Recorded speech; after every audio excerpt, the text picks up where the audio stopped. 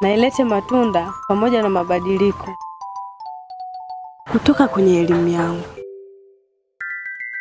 Sasa basi, ukweli upo hivi. Tangu unioe, hujawahi kuniuliza napenda nini au nina ndoto gani mume wangu. Mimi napenda biashara na sio ufugaji wala kulima. Sitaki. Au kama vipi tujigawe? Wewe uwe mfugaji na mkulima. Mimi nitafutie biashara ya kufanya. Sasa hapo tutaenda sawa. Hata siku umeumwa, niwe na uwezo wa kukusaidia mume wangu.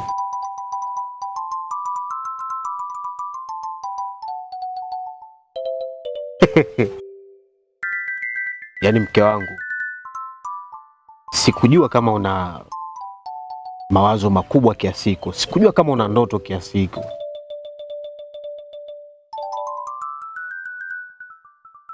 Lakini kumbe mke wangu una ndoto. Na una ndoto kubwa ambazo zinaweza zikaleta mabadiliko kwenye kijiji hiki. Sasa sikiliza. Mimi niko tayari kukuwezesha. Lakini tatizo msingi,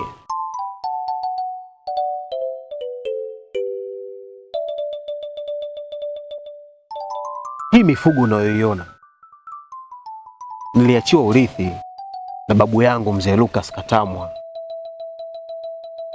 na sina ruhusa ya kuiuza hii hadi utakaponizalia mtoto. Na natamani sana unizalie mtoto wa kiume ili nimpe jina la babu yake mzee Katamwa. Ni wewe naye unavuta.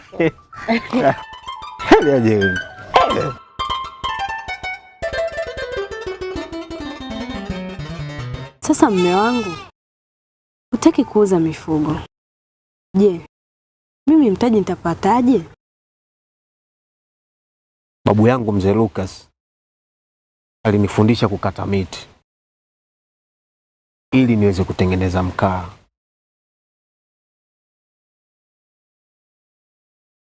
Na pori la kukata mkaa lipo. Sasa basi mke wangu, twende porini tukakate miti, tutengeneze kibuja cha gunia 50. Tukisha fukua iko kibuja na tukaweza kutoa hizo gunia 50, tutauza, tutaweza kupata pesa kwa ajili ya msingi, na mkaa mwingine utabaki kwa ajili ya matumizi mengine.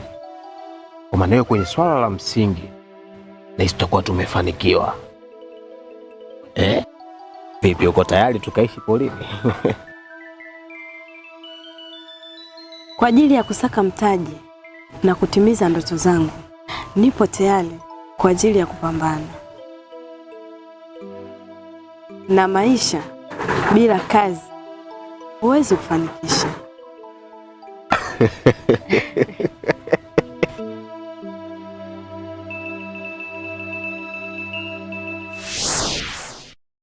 Tumeanza sisi tunakata mkaa porini. Hakuna nyumba kule. Hakuna mambo mazuri. Hakuna chakula kizuri.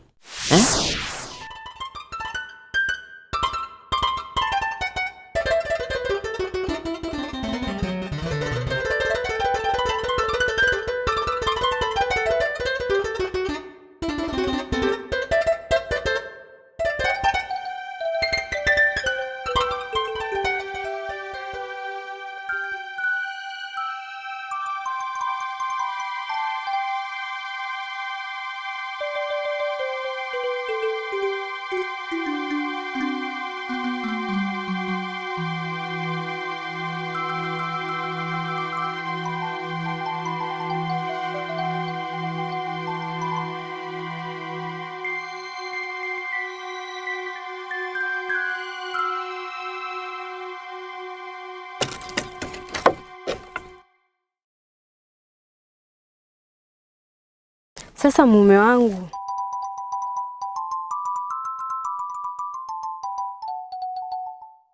hii miti tumeikatia kule mlimani. Tulikuwa na uwezo wa kuchomea kule mlimani. Kwa nini tumeibeba na kuileta huku bondeni na tumeichimbia hivi? Au ni uchomaji wa kisasa?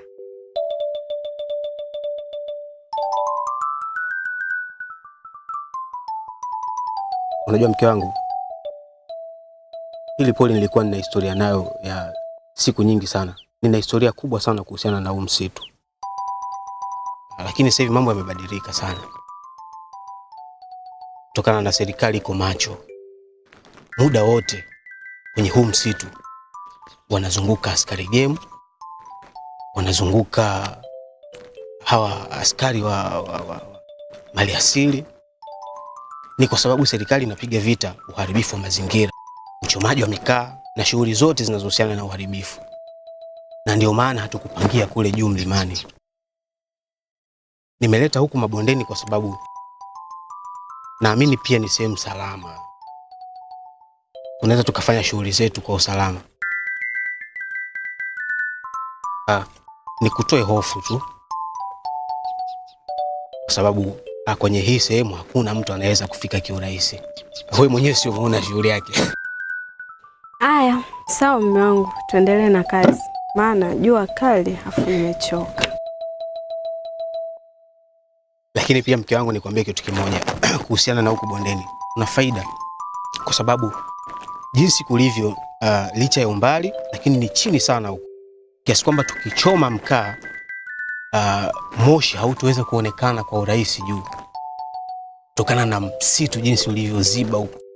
Kwa hiyo askari game wao wanapokuwa wanapiga patrol huwa wanatizama kwa darubini.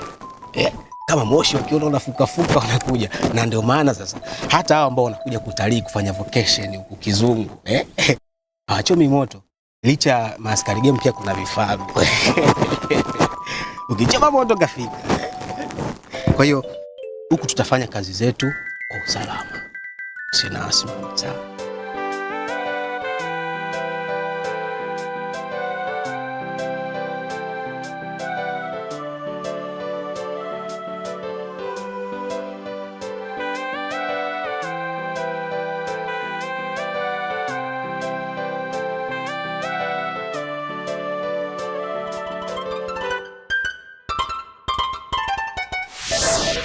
Lakini pamoja na kuhangaika kote huko, walikuja maaskari wale wa misitu. Kutuvamia, tukakimbia.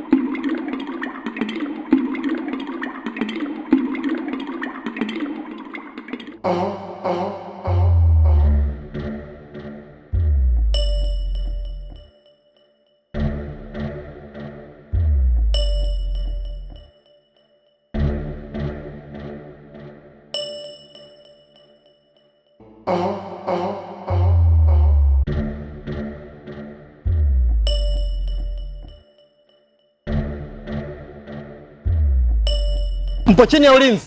Weka silaha chini, mikono juu. Weka silaha chini, mikono juu.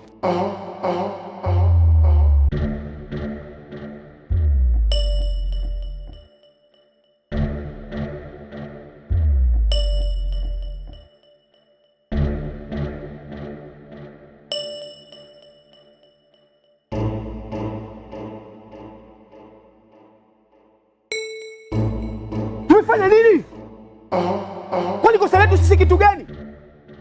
Au kujitafutia kwetu riski kwa nguvu zetu ndio tatizo? Kwa nini mmekuwa wanyama kiasi hiki?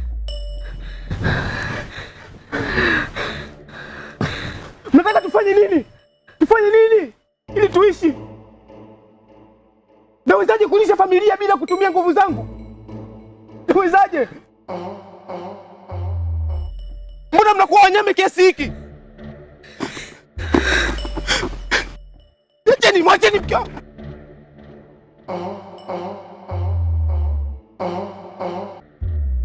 Kwa unajifanya unaongea sana, si ndio? Wewe ina maana hujui sheria au? Erege. Ndio mkuu. Edo. Ndio mkuu. Nasubiri nini? Mtu kama huyo anayeongea ni kufeka mbali. Hapana mkuu. Sheria haituruhusu kuua raia. Kazi yetu ni kumkamata na kumfikisha mahakamani. Mume wangu alipigwa risasi, anakufa, namuona hivi.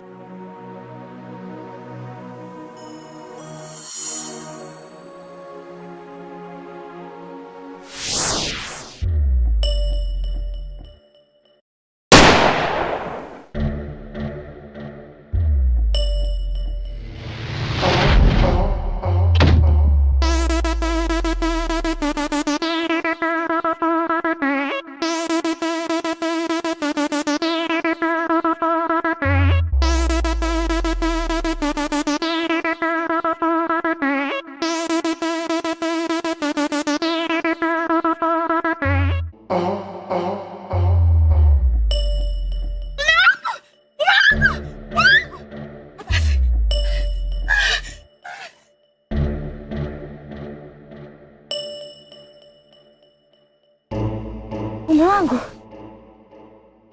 Luka, mume wangu.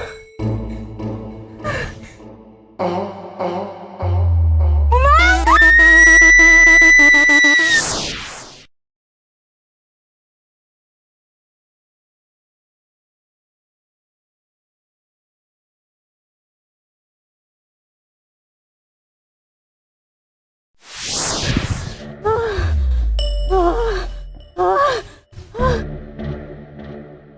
Lakini mkuu, ulichokifanya sio sahihi. Tulitakiwa tumkamate na kumfikisha mahakamani na sio kujichukulia sheria mkononi.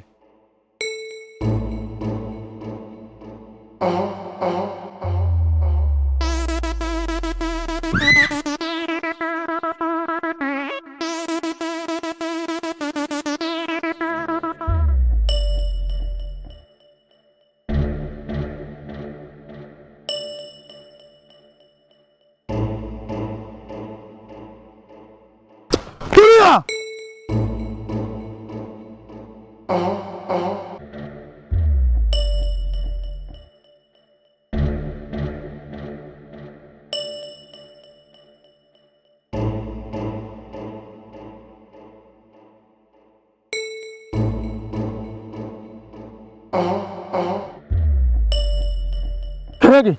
Ndio mkuu. Edo. Ndio mkuu. Hakikisheni mzoga mnaenda kufukia mbali. Sawa mkuu, kama ulivyoagiza.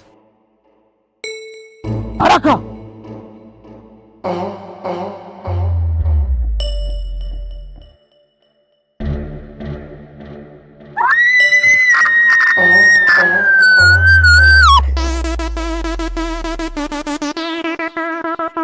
Sikiliza, ngwambia mtoto mzuri. Subiri nikwambia mtoto mzuri. Yaani wewe ni mtoto mzuri. Wewe sio kuishi maporini huku. Sema unachotaka mimi nitakupatia. Mwanamke mzuri kama wewe unakuwa unaishi porini. Aingia akilini.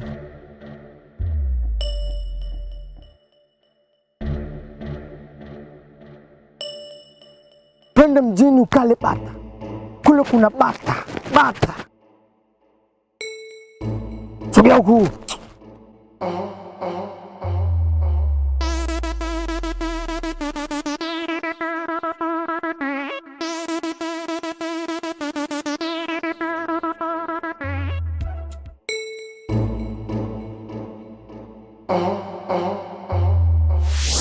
Baada ya hapo, yule aliyempiga risasi mume wangu ndio huyo aliyenichukua kunileta kwenye maisha mazuri.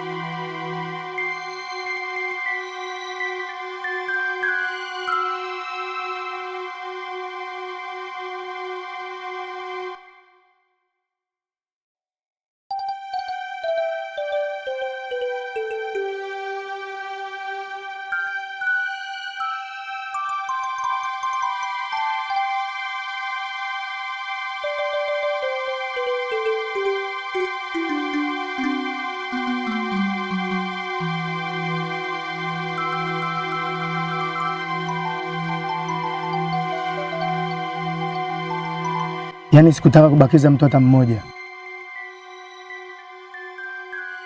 Nilikuwa na mpango kwa fika wote. Ila una bahati kwa sababu wewe ni mwanamke.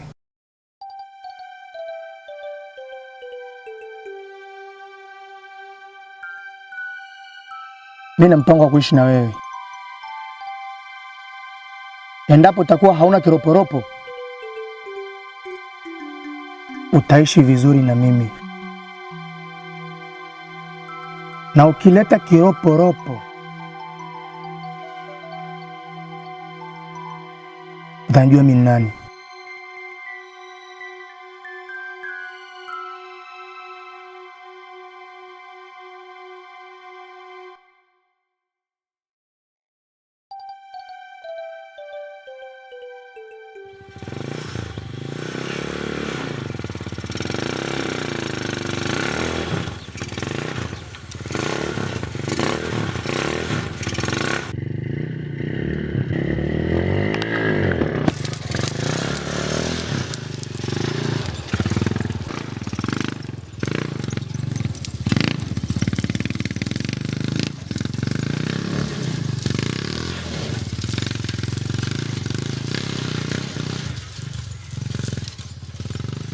Ili lazima tu kuishi hivyo, sio kwamba nilifurahia hayo maisha, kwa sababu picha ya mume wangu wakati anapigwa risasi haijatoka mpaka leo, lakini ilibidi niishi.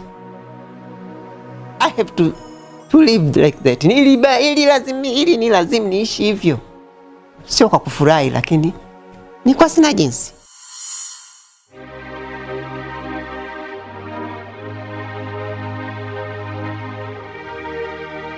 Lakini katika yote sikukata tamaa ya kulipiza kisasi kwa mume wangu. Lakini bibi, huyo babu wa pili yuko wapi? Wajukuu zangu, kuna mambo ambayo unatakiwa uyajue katika umri mdogo, na kuna mambo ambayo upasi kuyajua katika umri mdogo. Wakati ukifika mtayajua. Kwa sasa nyinyi bado.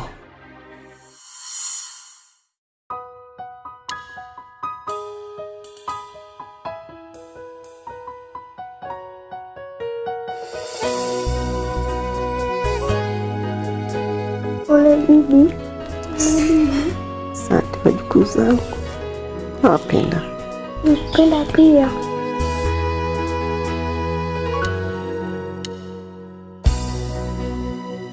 Kuhusu baba yenu na mama yenu, siwe na wasiwasi, watarudi tu. Hapa ni nyumbani kwao, sawa? Sio kwamba nawachukia, unasikia? Lakini lazima wakajifunze, kuna maisha baada ya hapa, sawa? Leo nipo, kesho sipo, lakini tutapambana. Nawapenda wajukuu zangu, na baba yenu na mama yenu watarudi. Hapa ni nyumbani, sawa?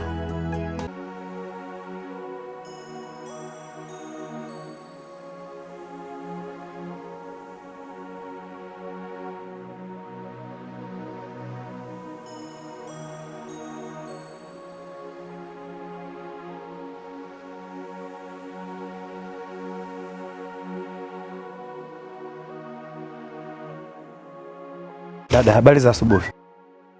Safi. Najua unajiuliza maswali mengi kunifahamu mimi.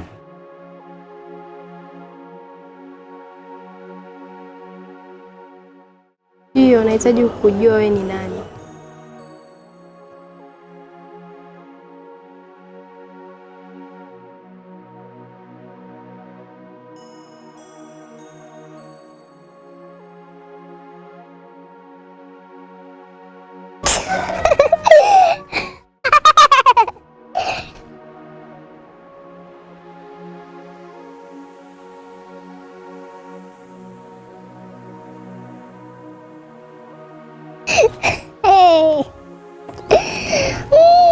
Kila kukicha afadhali ya jana. Kumbukeni mtoto mlavyo ndivyo akuavyo, ndivyo akuavyo. Vipi tabia zetu zikifanana na hizo, lawama zote zitabaki kwa baba na mama. Baba na mama. Baba na mama. Baba na mama.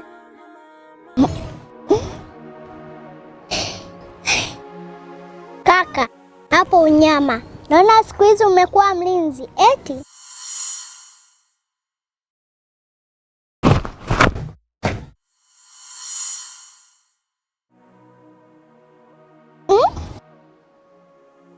Kamanda kikopo kwenye kazi yake, hataki usumbufu. We kamanda gani? Nguo zenyewe zinaning'inia. Labda hata safari ukimwomba dada akununulie nguo zake zinazoendana. Wenzako tu amefua jana, unaanza kuzichafua. Tafua wewe, shauri yako. Hizi nguo zinanifaa, na mimi naitwa kamanda mtoto. Mke wangu, leo siku ya pili tunamtafuta mtoto wetu, lakini cha kushangaza simjui. Hata kwa sura nikimwona siwezi nikamfahamu. Inawezekana labda nakutanaga naye njiani, simfahamu. Labda tunapishana au nikuulize kitu. Kuna picha yake? Ndiyo, ninayo.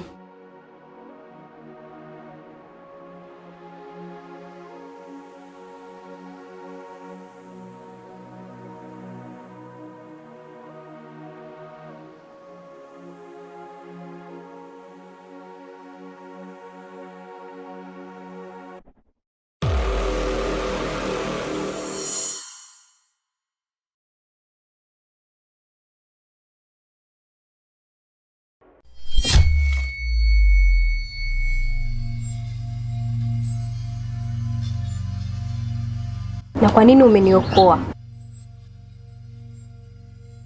Haipaswi kunijua, ila mimi nafuata oda.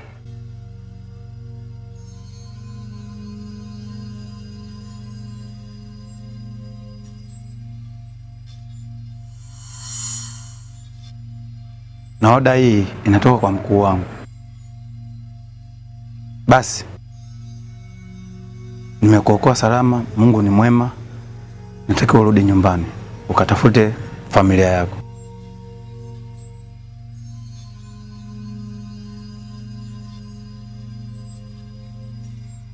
Mimi kakaangu, huku mimi sipajui, nimekuja usiku, yani sijui naelekea wapi.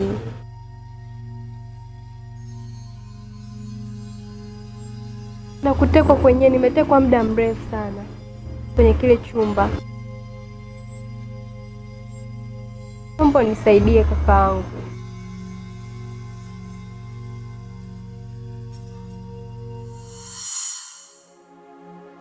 Itambua kazi yangu. Kwa kazi gani? Hizo nguo naomba ukazivue. Dada sijakakukuta bure na hizo nguo. Sasa kuzivua. Sasa ngoja nikwambie. Utafua wewe hizo nguo. Kwanza mimi zitoa narudia sasa hivi kufanya kazi tena. Mbona mpaka sasa hivi hajarudi? Atarudi, si uko njiani au? Yule mwenye kazi anashaanza anakaribia kufukuza. Mwache aende bwana. Nakumbuka bibi aliyotuambia usitegemee elimu peke yake. Ndio nakumbuka. Piga kazi upate hela. Maana ninaona hapa sasa napiga kazi nipate hela.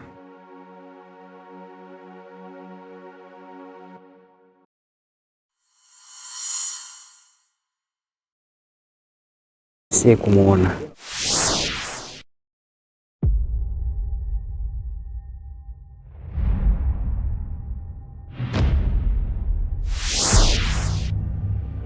Tulimwambia mambo nayofanya hayafai, akasema niacheni, chunga familia, ipo siku tadai. Nitahakikisha nitabaruza asubuhi, mchana na jioni, muda wote nikitaka. Napinduka sarakasi. Una watoto nyumbani, umemkaidi wakabaidi mpaka siku ya Idi. Na mbona unalia?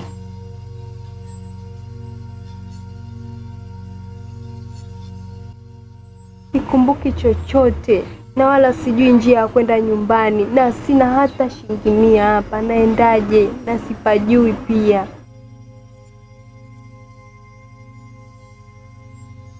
Mimi sina msaada mwingine tena. Nichokifanya mimi ni kukuokoa wewe kusudi uondokane na matatizo uliyokuwa nayo.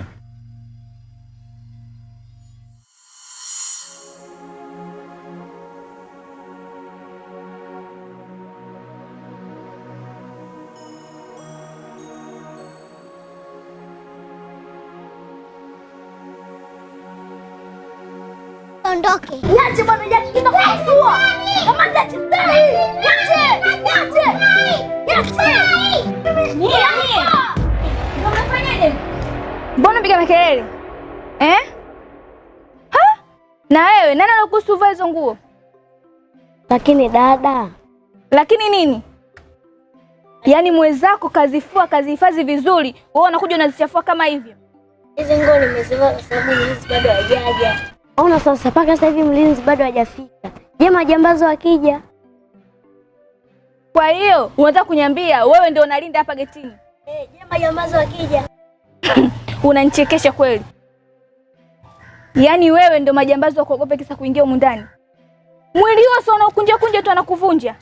Unaona hichi kisu? Kitawaua.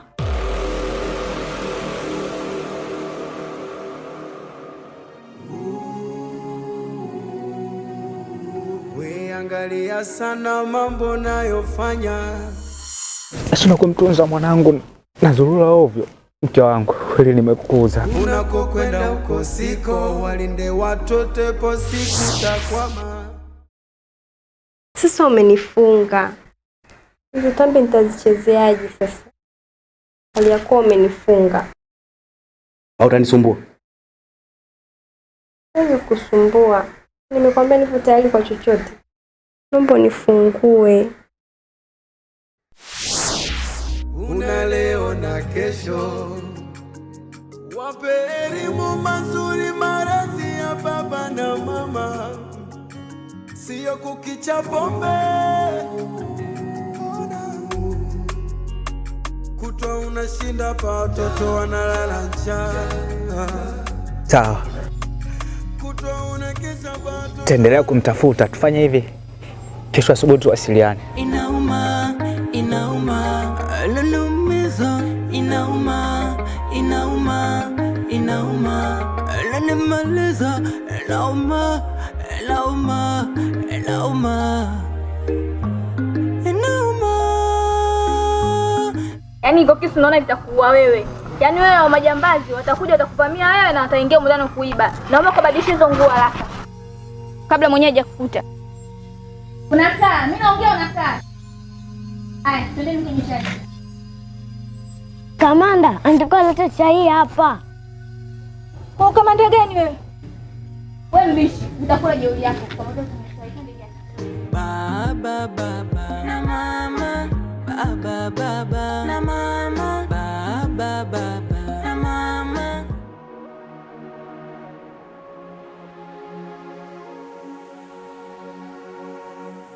Nisikilize nikwambie kitu kimoja. Umekucha kwa sasa. Wewe ni mtu mzima. Utafika tu nyumbani. Maana muda huu nataka niingie kazini. Mimi sijapewa oda ya kukusaidia mambo mengine. Nimepewa oda ya kukusaidia wewe kutoka pale kuwa huru na maisha yako. Lawama zote zitabaki kwa baba baba na mama, baba baba na mama, baba baba na mama, baba baba na mama.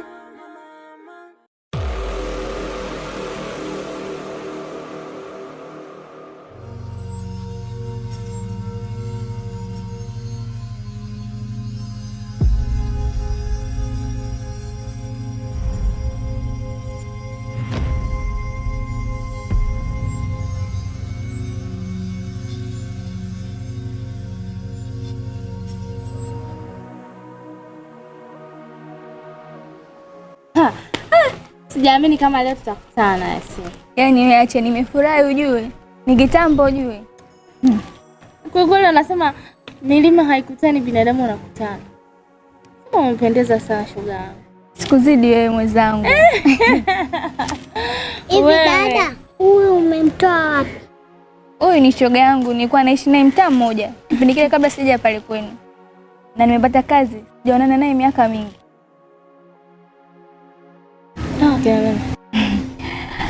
Ni watoto wa bosi wangu. Kipindi kile tulikuwa tunaishi wote, kuna changamoto nilikwambia nazipitia. Wazazi wangu waliposafiri, nilikuwa peke yangu hapa ndo nimebaki Dar. Kwa hiyo nikawa nafanya mchakato wa kutafuta kazi. Na kazi nyingine nilizopata ni kazi za ndani.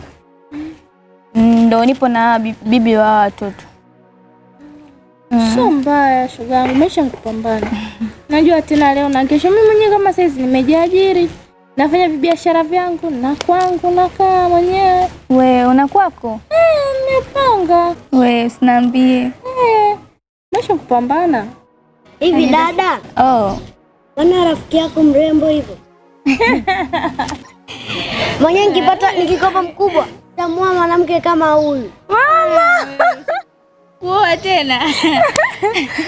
Unausi kama huyu lakini mrembo kama hivi.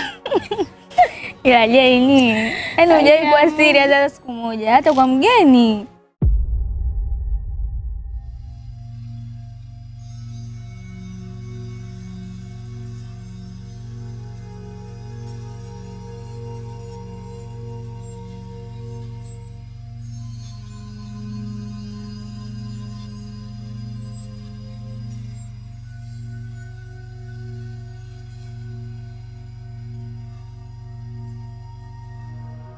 Afedi, mume wangu.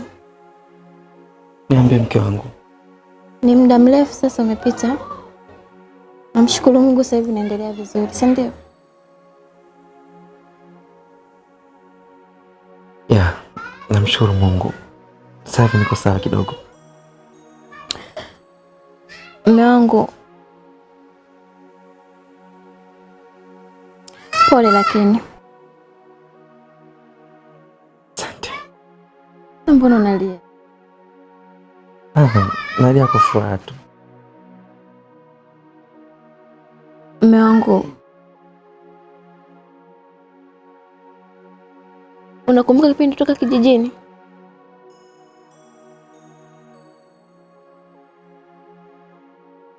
Unakumbuka maisha ya wazazi wangu?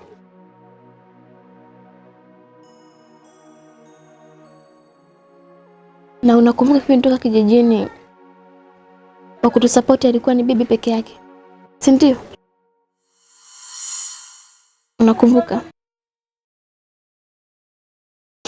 Mume wangu, furaha yangu iko wapi? Mume wangu namjua mimi yuko wapi? Maneno yako matamu. Amna bana, sijali. Hao ni watoto tu, ni kawaida. Wajua ya watoto yani. Sema ni watoto tu. Hata sisi wenyewe tumetoka huko. Ila sio kwa watoto.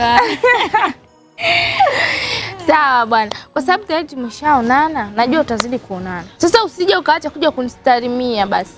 Najua mambo mengine yataenda poa tu. Tutakuja kutembeleana tu. Mimi naishi hapo tu, sio mbali. Sawa, tuzidi kuwasiliana basi. Haya, acha mimi niwahi, maana tutoka tulivyotoka. Haya, sawa. Twende. Haya, poa. Kwaheri. Haya, poa. Mume wangu, furaha yangu iko wapi? Ahadi zako ziko wapi mume wangu?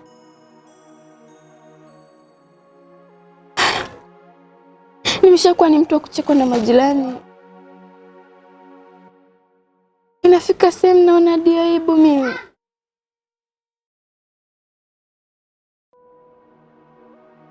Kibaya zaidi, inafikia hatua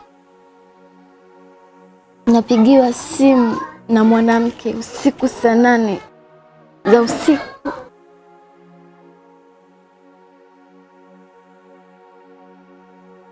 Kibaya zaidi, ili jina lako linafahamika.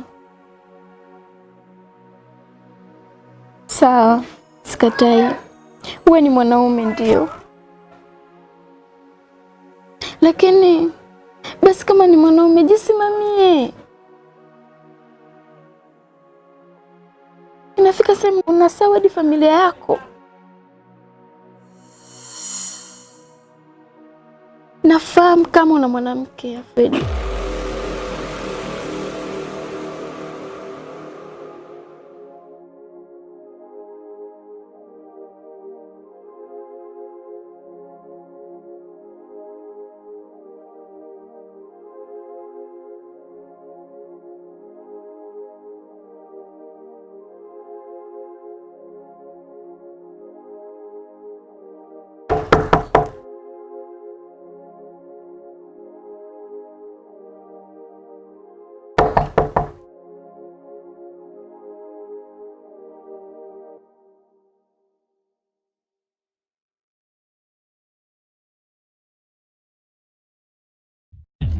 We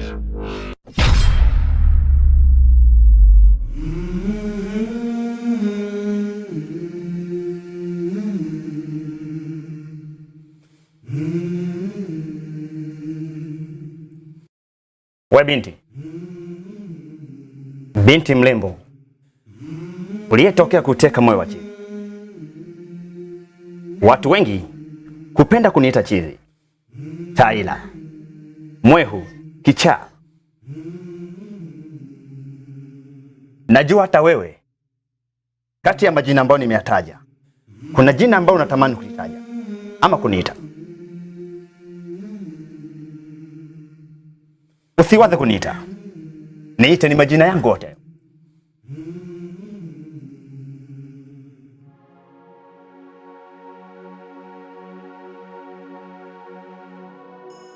Binti,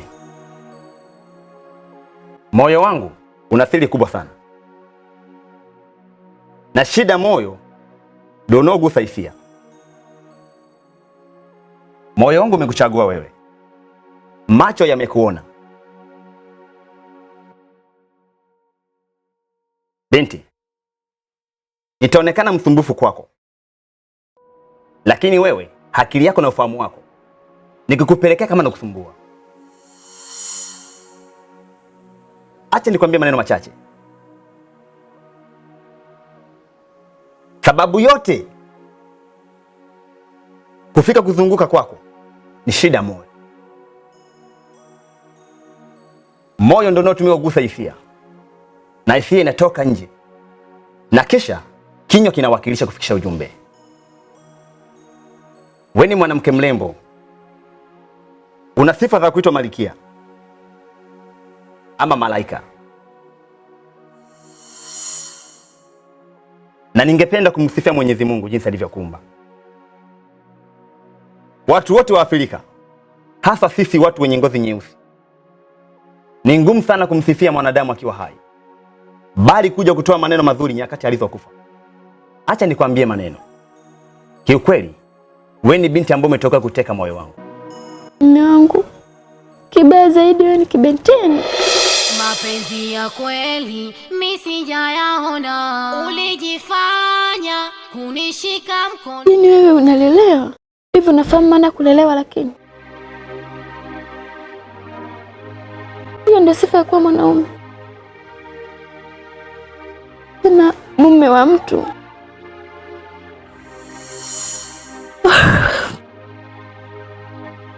Hebu niangalie mume wangu, naomba nitazame. Sasa leo vipi? Unafanya nini? Nimefanya kosa kukupenda, umelaghai. Sikatai, sijajua yupo alionizidi, pengine kuna yupo alionizidi. Nahitaji hata furaha yangu kwa muda mchache. Nimekuacha ufanye yote unayojua wewe. Moyo unaniuma, moyo unanichoma, sitaki tena kukupenda, nimekoma. Moyo unaniuma. Nikajua hii ni dunia, ipo siku utarudi. Angalia sasa, ndio faida yake.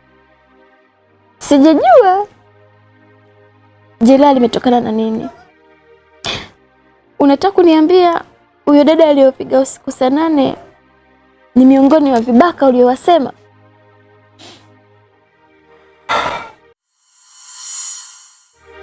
Nakupenda sana.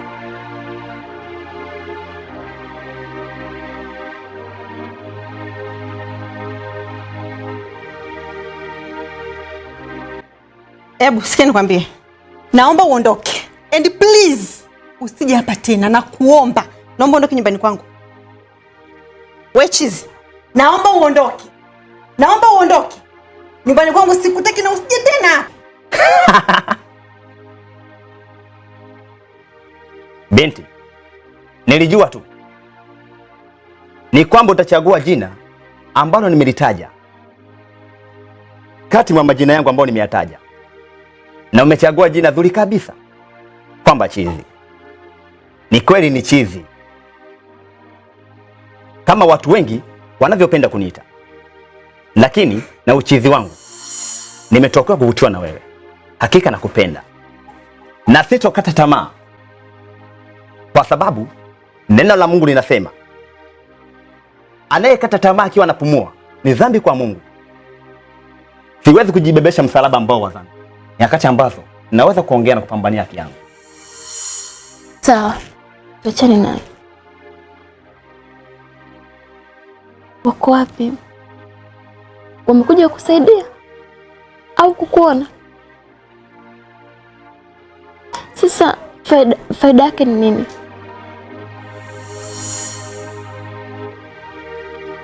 Leo hii mimi mke wako ambaye unijali, ambaye unaniona si chochote, ndio nahangaika na wewe. Naomba nihurumie mume wangu. Basi hata kama unihurumii, basi niingizie. Kwa basi na aibu kama mwanaume mume wangu. I'm so sorry mke wangu. Najua nimekukwaza sana. Sana. Ila naomba unipe nafasi ya mwisho. Sitaweza kurudia tena. Hata neno la Mungu linakukumbusha. Hata yule mfalme aliandaa sherehe na kwenda kwenye mapango na kumwomba Mungu wake, Mungu, naomba unitumie malaika aje kwenye sikukuu ya watoto wangu. Mungu mwenyewe alimtuma malaika akiwa katika kama nilivyo mimi. Wale watu waliokuwa kwenye sikukuu walipomwona mwehu walimfukuza ama chizi. Yule mtu alienda kwenye mapango alipomwomba Mungu wake, akasikia sauti kimjibu, nilimtuma ili ulimfukuza. Hakutambua alimtimua, ila alichokikumbuka alimtimua chizi ama mwehu. Binti, bye. Nakupenda ila nakupenda sana.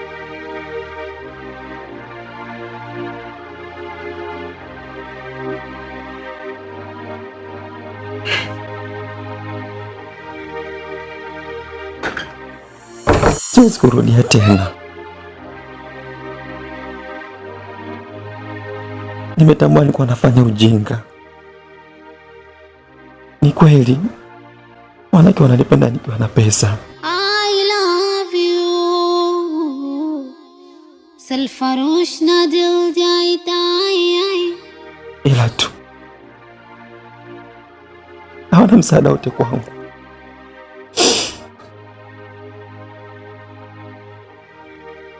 Nimekubali mke wangu.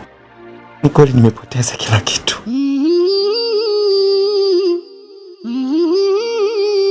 Sasa hivi ningekuwa mbali kikweli. Hata kiwanja ningekuwa nishapata.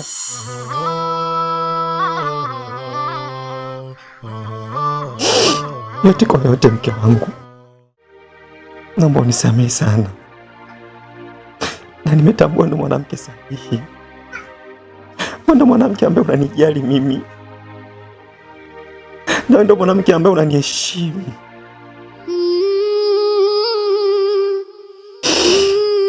Naomba unisamehe sana watoto wangu.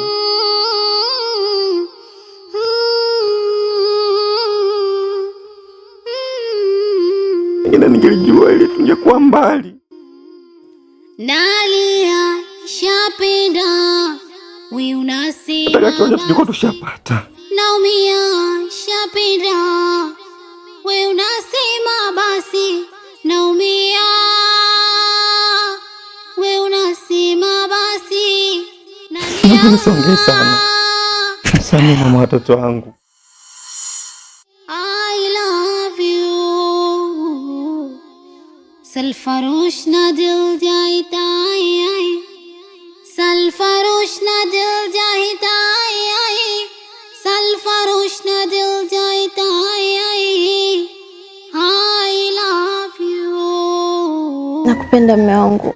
Rudi. Navumilia yote kwa sababu nakupenda. Rudi mpenzi. Joni pe raha za dunia. Moyo unaumia. nishachanganyikiwa, nimekuumiza sana mpenzi we, shapotea njia, kwako nilifia, inaniuma sana mpenzi wa maisha ya ujana, na kuomba uvumilie.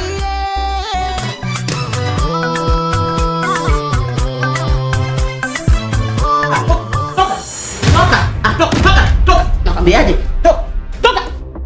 Kwenda.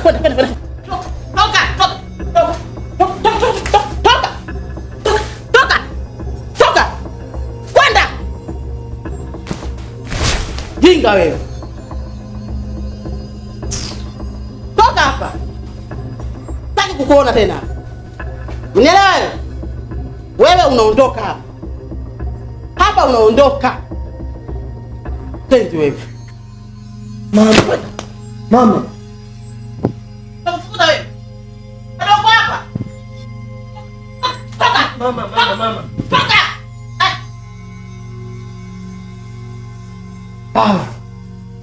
Wewe. Unafanya nini wewe? Mbona unafanyia hivyo mtoto watu? Wewe unasemaje? Pia ana haki ya kukula. Nisikilize wewe. Unataka kunipiga? Sina maana hiyo. Mimi nilikuwa nakuelewesha kwa wewe. Nipige. Mama, nipige? Mimi sio kwamba nataka nikupige. Mimi nilikuwa nakuelewesha tu mamangu. Hicho unachokifanya sio kitu sahihi. Wewe akili una. Nafanya mambo kibao kwa ajili yako, lakini wewe akili una hata kidogo. Pamoja na hayo mamangu, lakini mimi nikwambie kitu kimoja. Sisi wenyewe tumesaidiwa na tuendelee kuishi hivyo hivyo. Kila mtu anapaswa tumsaidie. Huyo ni mtoto mdogo, tunaye ana haki. Wewe umbavu sana wewe. Wewe akili una. Njinga wewe. Hizi mali zote ziende wapi sasa? Tuziache zipeperuke? Zipeperuke? Pamoja na hayo mamangu.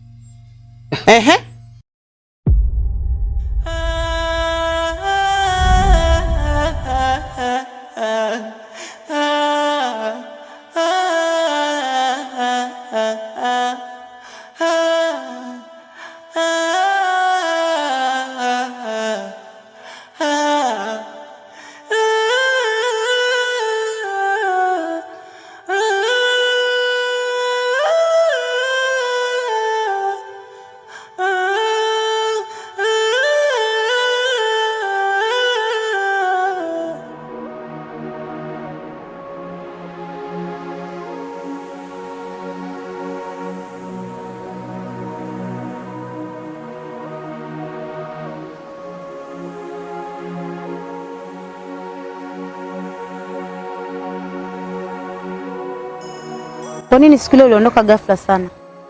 Alafu hukutaka kunisikiliza?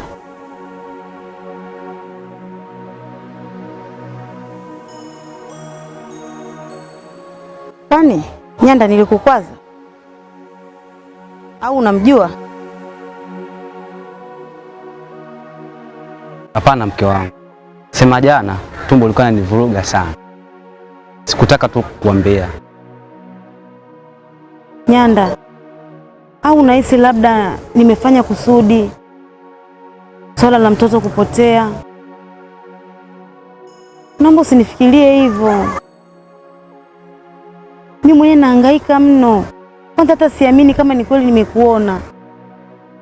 Ili tatizo tulibebe sote.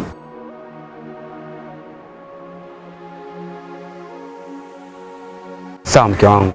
Naomba unisamehe. Haya, nimekuelewa. Lakini ulipaswa uniambie. Vipi? Umeshafika kituo cha polisi kwenda kushtaki? Nimesha ripoti. Na jeshi la polisi linazidi kufuatilia. Na kesho inabidi tuende kituoni tukawasikilize tena ili tujue walipoishia ni wapi. Tulimwambia mambo nayofanya hayafai, yeye akasema niacheni. Dogo umenitenga. Yaani tukiachana kwa kazini kwenye kampuni ndio basi tena. Yaani kama vile unajihami hivi. Maana wewe ndio umenisusa. ukitoka kazini huyo haraka nyumbani. Hata unipitie ofisini kwangu. Wewe umeshapata hata muda kuja kunitembelea. Bwana hata mimi nimebana na majukumu ya familia lakini bado nimejikusanya nikasema nikamuone shoga yangu. Unajua wewe pale unaishi na mama, unaishi na wadogo zako. Mimi naanzaje kuja kule? Bora wewe unakuja hapa hivi niko mwenyewe. Mimi ndio sipasi kutembelewa tena. Usijali lakini rafiki yangu. Haya bwana. Naambia habari za hapa vipi? Na kwanza bora hata umekuja. Kuna issue fulani hivi nataka nikwambie Asia. Sijui niiwekeje lakini natamani tu nikikwambia unielewe. Niweke mkao mzuri. Yaani juzi nilipokuwa natoka ofisini kuna maeneo fulani hivi nilipita. Nikakutana na mtu. Sijui ni chizi, sijui ni kichaa, mwenda wazimu. Yaani sijaelewa lakini ni mtu mwenye muonekano wewe, nafikiri unanielewa. Usinichekeshe bana. Yaani sijui hata nimwekeje lakini ni mtu mwenye muonekano huo. I know unanielewa. Yule mtu alinisogelea. Alivyonifuata akaanza kuniambia maneno ambayo yani aliniacha njia panda. Kwa sababu yani kaka ni anaongea vitu vizuri, anaongea maneno mazuri yenye busara, maneno matamu. Si unanielewa? Huyu ni mtoto wa mlinzi tu hapa. Anastahili kuwepo hapa. Hapa sio kwao. Nafanya yote kwa ajili yako.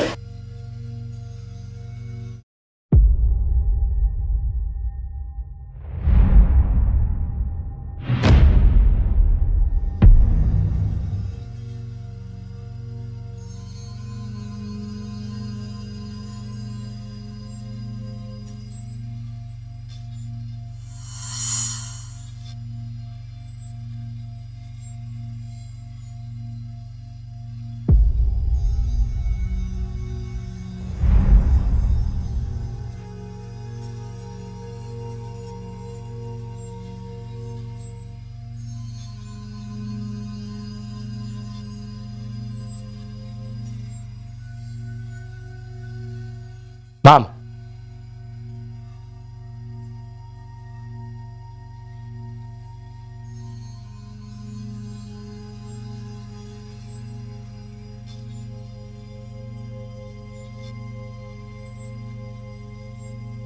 Tambua huyu ni mtoto. Na kama mtoto ana haki ya kuishi ndani.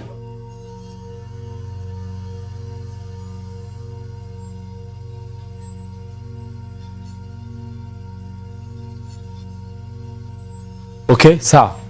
Huyu mtoto ni wa kwangu. Si unanielewa? Na kama utaki aishi ndani mwako, mimi nitaishi naye kwenye lindo langu. Simuhitaji kweli. Humu ndani simuhitaji kweli. Kama usemavyo. Na niliongea siku ile pale.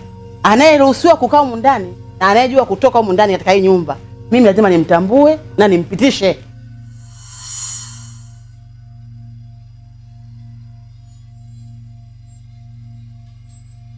Hakuna shida mke wangu. Lakini kesho nenda nakutana na watu wa muhimu sana. Inabidi tuende mwenyewe.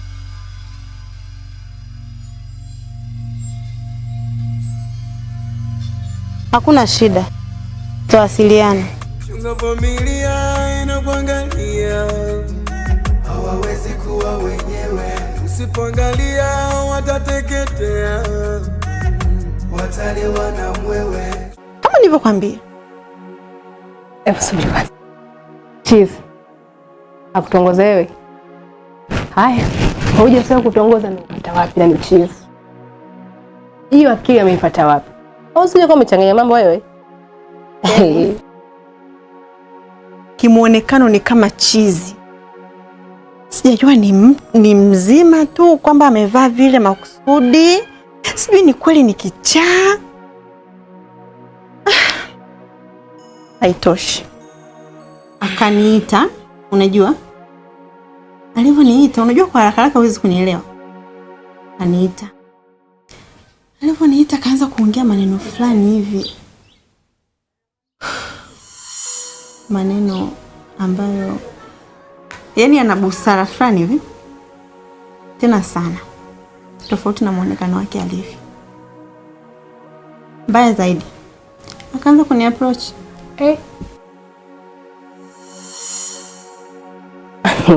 Bwana, subiri kwanza. Chief, akutongoza wewe? Haya, hoja sio kutongoza na upata wapi na ni chief? Hiyo akili ameipata wapi? Au sije kwa umechanganya mambo wewe?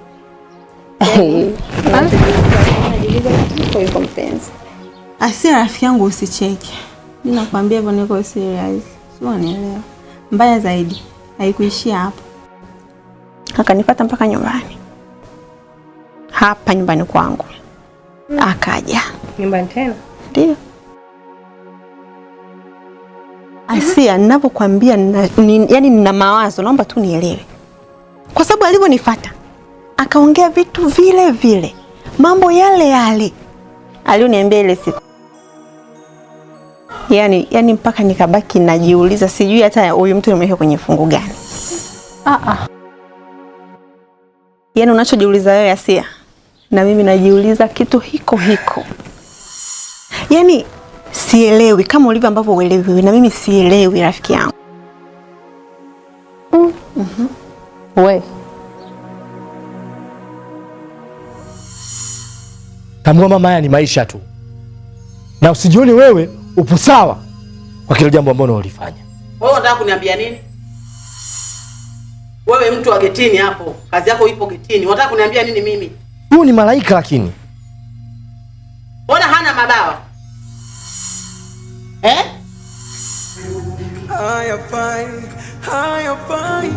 Wewe kaidi. Unanikazia mdomo mimi, si ndio? Unijui upande wangu mwingine. Hujawahi kunijua. Umenielewa? Sawa mama. Fanya umeapatia. Upo sahihi. Tunamwona ana umuhimu huyo. Upo sahihi. Mimi nitaishi naye pale. Si utaki aingie ndani kwako? Sawa. Angalia sana mambo nayofanya, unakokwenda huko siko, walinde watu. Amefikaje? Na alipofika ameongea maneno yale yale ambayo alinisemesha siku ile mjini. Alafu unacheka. Unaweza kuona issue niko serious kiasi gani? Wewe unafikiria nini au umemjibu nini? Hapana, umjibu kitu chochote. Jamjibu kitu chochote. Kwa sababu yani nashindwa kumuelewa, au ni mzima ila tu amevaa vile kujifanya kama ni chizi. Nikwambia shoga yangu. Nakuelewa, lakini kama sijakuelewa vizuri. Unajua kwa sababu gani? Hajawahi kuimagine kwamba yani chizi anapata wapi ujasiri au akili ya kumapoti mwanamke hasa mzuri kama wewe. Hapa. Ya unachokifikiria wewe, unachojiuliza wewe, na mimi ndo najiuliza kitu kiko. Hiyo moja, mbili. Hawa wanaume ni washenzi. Unaweza kukuta ni mwanaume timamu kabisa, ana akili zake za kumtosha. Kama kufanya vile, kuna kitu anakitafuta. Aidha mpelezi ama tajiri atafuta mke sahihi. Kama ni mpelezi akuchunguze. Aidha kuna vitu anataka kuvifahamu zaidi hata hapo kazini kwetu. Anaona wewe ndio mtumishi wa pale. Au ni tajiri anataka mke sahihi, shoga yangu. Akili kikichwa. Wewe Asia wewe. Kweli? Hapo kwenye utajiri hapo? Hebu ni nini sasa? Rudi tena hapo kwenye utajiri, inawezekana? Ndio. Kusikia utajiri tu uchizi kaweka pembeni. Chizi yule wewe. Ela inaangalia uchizi, ela ichafuki alafu, you know. Mimi mgonjwa doli Haya sasa ndo anaelewa, unampeleka wapi? Nampeleka nyumbani. Wewe tena. Wewe utumkubali kama shemeji yako? Najua hiyo. Puzi wewe. Na msikia kati na changanyikiwa. Ndugu jamani. Ukimsikia wewe boya. Hivi hayo maneno aliyokuwa anaongea umeyasikia? Wewe Chizi. Sasa mimi nasikiaje wakati sikuwepo na wewe ndio hapo unanisimulia. Sasa mimi nitasikiaje?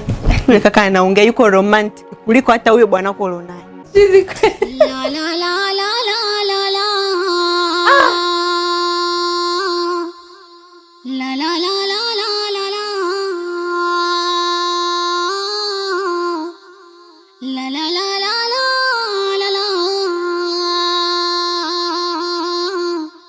La la la la la la la.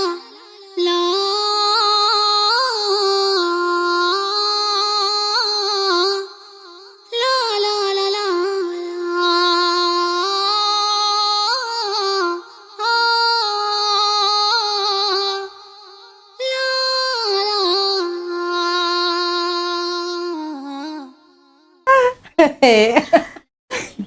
Sio kwenye tena shoga yangu. Ani machizi. Okay, by the way, tumwachie Mungu liwalo na liwe. Kama ni pesa, nitaamini kweli alhamdulillah Mungu kanishushia baraka. Sawa. Vipi? Jana nimemuona boss pale ofisini kwako. Kwanza nimepita pale reception afu akaenda moja kwa moja hadi ofisini kwako bila hata kugonga mlango. Wema? Kitu kinamfurahisha boss tu ni kwamba tunafanya kazi vizuri, tunapambana mpaka mzigo umeweza kwenda Kenya. So alikuwa anafurahia kwamba tunafanya vizuri.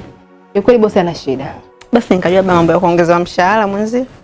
Niko vizuri. Anatusupport sana, yani anatushika mkono. Unajua kufanya kazi na mtu kama yule, unafanya kazi unajisikia sababu naifanya kwanza kwa moyo, kwa upendo na anajali.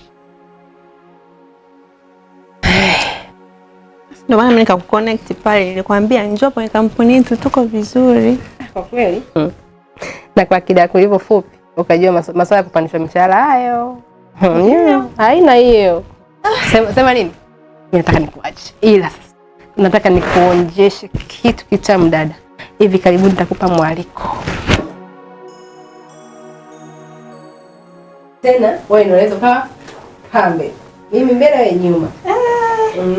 Asia. Nini? Mbona kama hebu kwanza sema. Mbona kama unaongea vitu juu? Mwanzo nataka kukwambia. Yaani hapo sijataka kufungulia lakini za juu. Sawa mimi nasubiri. Nitasemaje tena shoga yangu rafiki yangu? Bila shaka makubwa. Wewe. Aya mama sana.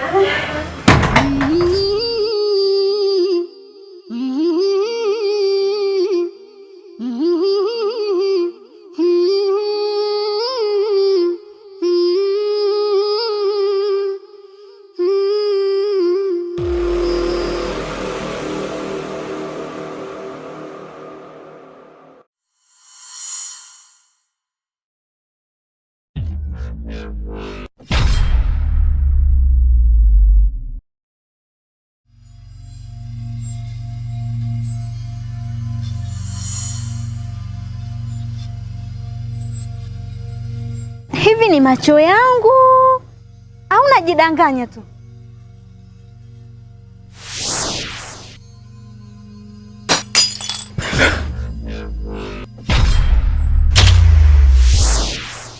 Ina maana wewe binadamu bado uko hai? Mimi nilifikiri umekufa eti.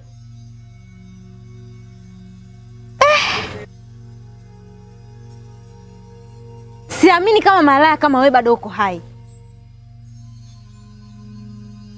Yaani malaya kama wewe unastahili adhabu yako ni kifo, tunasio kukaa hapa duniani. Samahani sana dadangu. Tangu lini wanaopendana kaumizana? Mimi najua ni watu mnaopendana. Kwani imefikia kote huko? Si mngemaliza tu juu kwa juu. We kunguru wewe, kaa kimya. Nitakuvuruga mbele ya maraya wako huyu. Nitakuvuruga. Ndiyo mimi kunguru. Na ndiyo maana nikaacha mfanye mambo yenu yote ya kijinga. Nashangaa mmefikia sijui wapi. Yaani kwanza nilitegemea nikipiga simu yangu nipate taarifa ya msiba kwamba umekufa nije kukuzika tu. Nashangaa napiga simu yangu anapokea mbwa wako huyu. Hey! Stop your mouth. Malaya nani? Malaya ni wewe. Tena katika wanawake washenzi duniani wa kwanza ni wewe. Mjinga wewe. Na kwa sasa nimegundua makosa yangu mimi. Kuanzia sasa nimetambua mwanamke mzuri ni huyu hapa niko naye, ambaye niko naye kwenye shida na raha. Nyie wote ni mbwa kama mbwa wengine. Na kuanzia sasa mwanamke ambaye ananipenda mimi ni huyu hapa. Wewe hivi unajielewa kweli? Chumba unachokaa ni cha kwangu. Yaani mle ndani nagaramikia mimi. Kupendeza kote huko ni mimi. Leo huyu unaniletea eti kelele. Kelele nani? Na nakwambia hivi, ama zako ama zangu, nitakutafuta popote ulipo. Lazima nikumalize. Na sitaki nikuone nyumbani kwangu, aidha nikutane na wewe njiani na kumaliza mbwa wewe. Ndiyo ilikuwa namvaisha wewe. Si ndio mapenzi hayo dadangu? Vipi leo unamsimanga? Wewe dada wewe. Nitakuchafua wewe. Kuanzia leo mimi na wewe ni mwanzo na mwisho. Sitaki hata kusikia harufu yako. Mpuuzi mkubwa, maraya mkubwa wewe.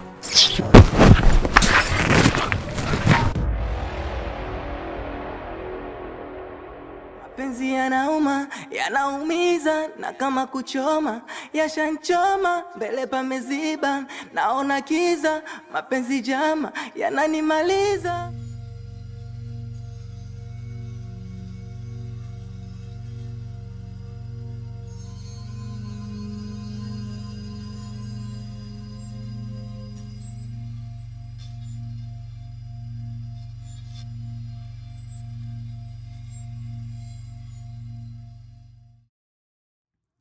Wachoche moto karafu, wendo yangu barafu. Hani wewe unaupoza moyo, chochote chako cha kwangu, wendo wangu mgangafu.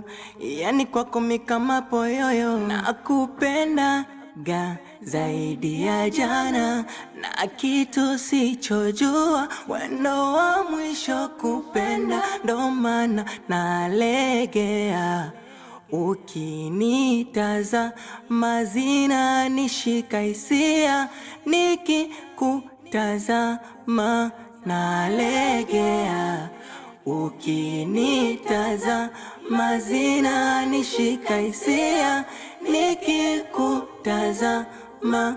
Tam tam penzi lako, tam tam uba lako, tam tam mahaba yako ni matam. Tam tam penzi lako, tam tam uba lako, tam tam.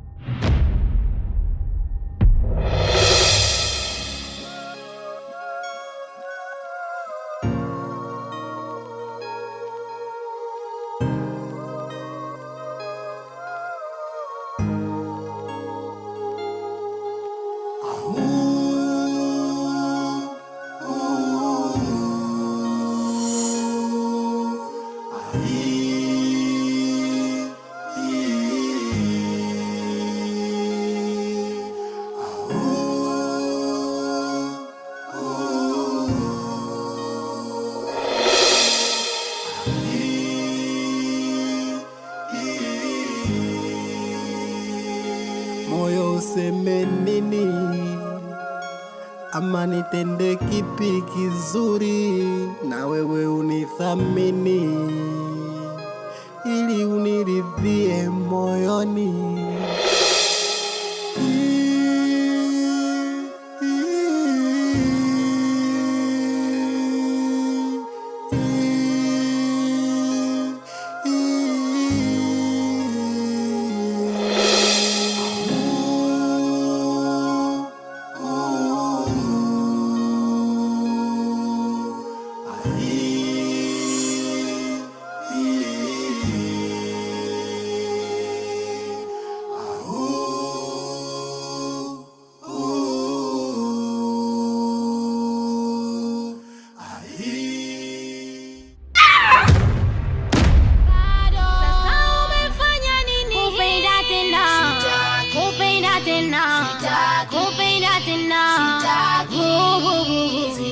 Kupenda tena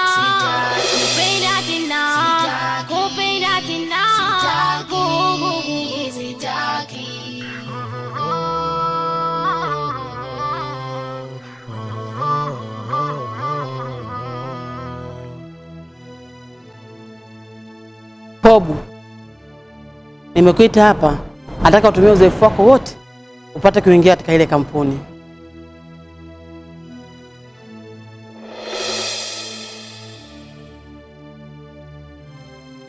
Kisha ingia pale, unataka ufuatilie kila kitu, tujue nyaraka zote ziko wapi. Kingine Bobu, ukifanikisha kuingia pale, jaribu kutengeneza ukaribu pale, sawa? Ili tujue nyaraka zote ziko wapi.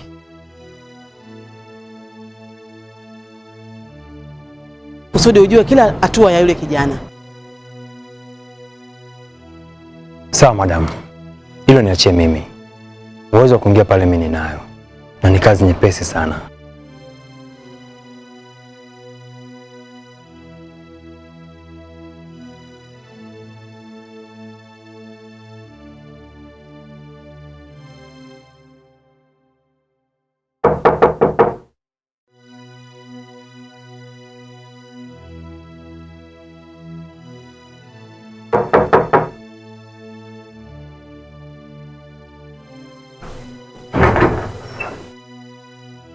Karibu.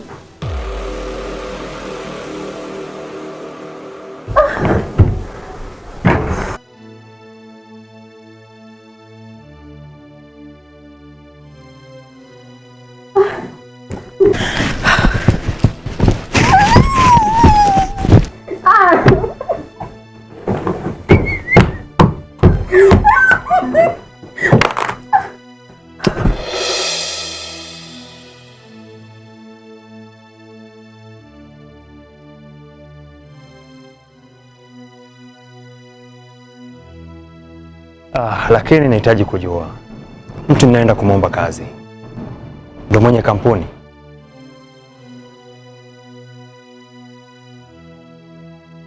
Hapana, huyo ni kibaraka tu ambaye yeye ameachiwa mamlaka hayo na bosi.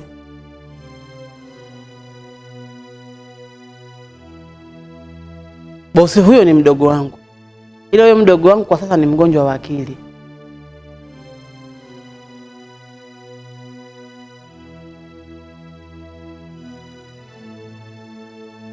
Na mali zote zile ambazo nimekuonesha pale nyumbani ni za kwake.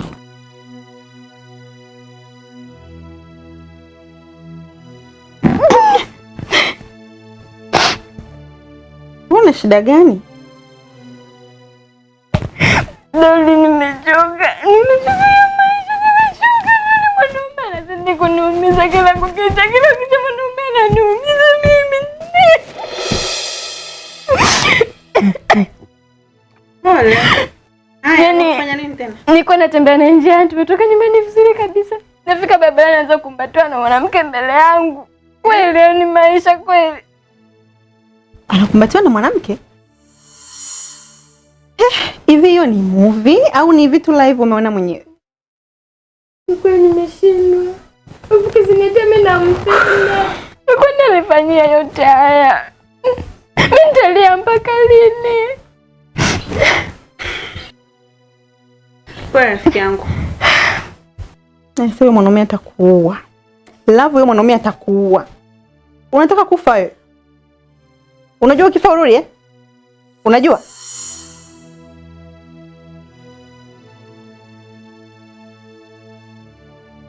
Kwa hiyo ndio maana mali zote amebaki nazo yeye, sababu yeye alikuwa mtendaji wa siku nyingi katika ile kampuni. Sasa hapa lengo ni kunyakua mali zote za kampuni ziingie kwenye mikono yetu, na biashara zote zinazojihusisha katika kampuni hile. Na hisi yule kijana ambaye anajihusisha na ile kampuni ndio aliyemloga yule ndugu yangu.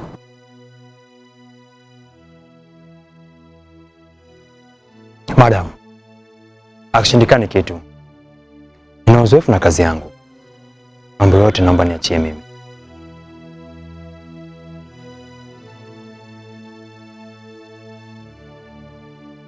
Unampendea nini huyo mwanaume? Umemng'ang'ania kila siku, anakutoa machozi kila siku, anakuuliza love, mbona uelewi?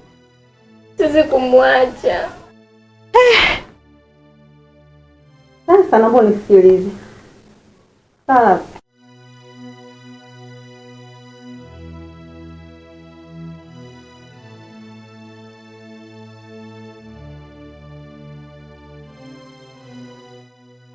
Tulie basi. Nitakupeleka kwa mjomba wangu. Ndio mjomba wangu anajua dawa nyingi sana. Kwa hiyo nitakupeleka, atakusaidia. Mume wako atarudi. Yaani huyo mjomba wako ni mtaalamu au ni mtu mtu gani? Usijali. Wewe twende, utamaliza shida yako. Yeye mwenyewe atajua nini cha kufanya. Nitashukuru sana. Nataka umenisaidia sana kwa sababu nimejaribu kuongea na mume wangu, basi mtu anielewi. Nafika sehemu mpaka najua sijui kwa nini nilimpenda. Nafika sehemu nakumbuka maneno ya wazazi wangu, pengine ningewasikiliza hata singefikia huku.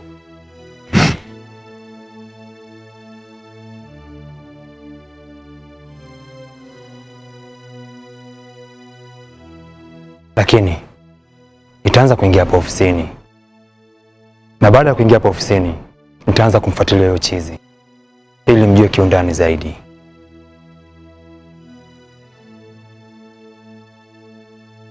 Pobu, hakuna shida, ninakuamini. Kwa sasa sina mtu yoyote zaidi yako wewe.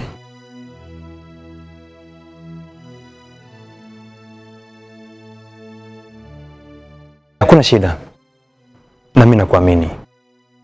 Acha niingie kwenye majukumu, maana kuna watu nataka kwenda kukutana nao.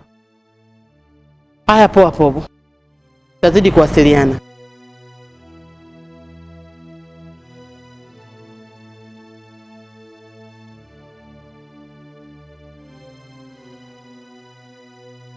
Naomba tuende sasa hivi kwa huyo mjomba wako. Kiukweli mimi leo sitolala. Kama unanipenda kweli, naomba tuende sasa hivi. Sawa, haina shida.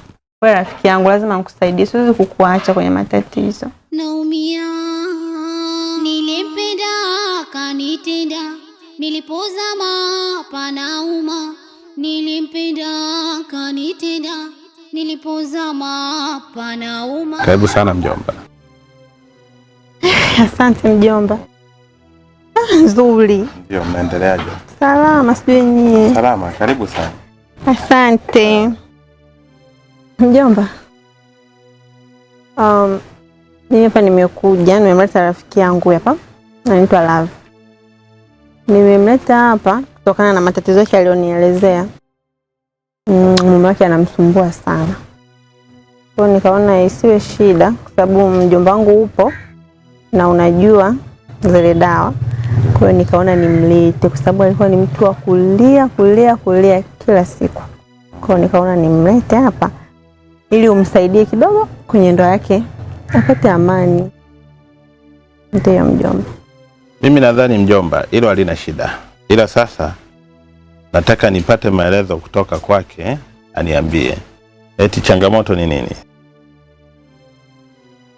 Mueleze. Mjomba, tatizo ni kwamba mume wangu mimi amekuwa ni mtu wa wanawake tu. Mara unamkuta yuko baa, mara unamkuta yuko guest. Yaani nafika hatua hata mwezi mzima nashangaa hata asifike ndani. Na sasa kile kitendo kinakuwa kinaniuma sana. Na ukiangalia mimi ni mtu ambaye nampenda na nimetoka naye mbali. Kwa hiyo wewe ulikuwa unataka malengo ni kwamba atulie, si ndio? Hilo lenyewe limeisha, halina tatizo. Hilo lenyewe limeisha, halina tatizo. Unajua mjomba ni kwenye hii dunia kila kitu unachokiona kimetengenezwa. Kile unachokiona iwe mali, iwe nini, mpaka wanaume wanatengenezwa. Kwa hiyo mjomba, wewe usiwe na shaka. Nitakupa dawa ambayo utaenda kuitengeneza. Utaiweka chini ya mlango. Akifika akiivuka tayari atakuwa ni mwanaume ambaye wa peke yako. Akienda nje afanye kitu.